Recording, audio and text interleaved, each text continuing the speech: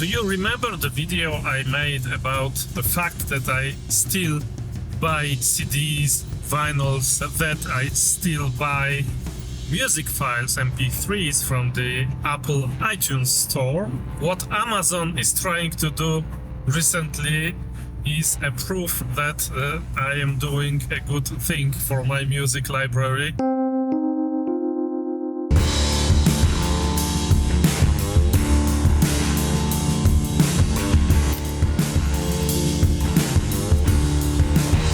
When I'm out and running, I'm listening to podcasts and to audiobooks also. But today it's a podcast, and the podcast is very good, and so I'm gonna share it with you. And you should also consider doing the same, owning your stuff and not renting it from somebody, let's say Amazon.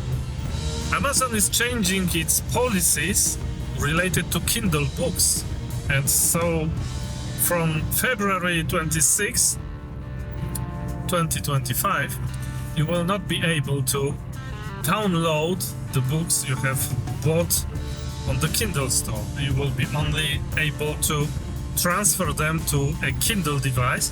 And so if you, for example, use a Books tablet or a Kobo tablet to sideload those books, well, you have 2 weeks and then it's gone. It's called Tetragrammaton. It's a podcast by Rick Rubin, a very famous music producer, and since I am an ex-music producer, I know him very well from the industry. The episode is with Jack Cruz and Bobby Kennedy, and there are some crazy stories in this podcast. And the sky here has a wonderful color. Of course, Amazon is doing this because the company wants to sell more Kindle devices, but you know what I mean with music. You know, Spotify can do the same, Apple Music can do the same, Tidal can do the same. You're not the owner of your playlist, whereas if I buy an MP3 album on the iTunes store, I own the MP3s. They are DRM free and I can use them anywhere I want on my preferred digital audio player, for example. The fact also that Amazon is making this policy change so that after a certain date, no book, even if you spent the last 10 years collecting your Kindle books, you will not be able to download them ever again. It's stupid. It would be very bad, but it would be slightly better if they said, okay, for all the books purchased after the 26th of February 2025, you will not be able to download them, whereas all the books you have bought in the last 10 years, you will still be able to download them until the end of time. It would be much better, but of course it would not push people to buy Kindle devices, whereas this kind of aggressive policy change will probably push some people that are more comfort inclined to buy a Kindle for $100 and forget the change, you know. I am a big believer in owning things, you know, and I think that you don't need really the access to every book on earth and every music album on earth.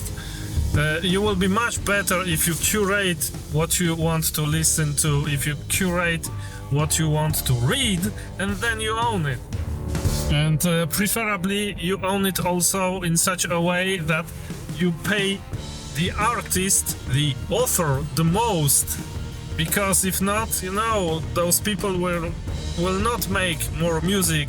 They will not write additional books. They will just go to a corporation and you know, get a job in order to pay bills. So my run for today is over. Minus 10 degrees Celsius.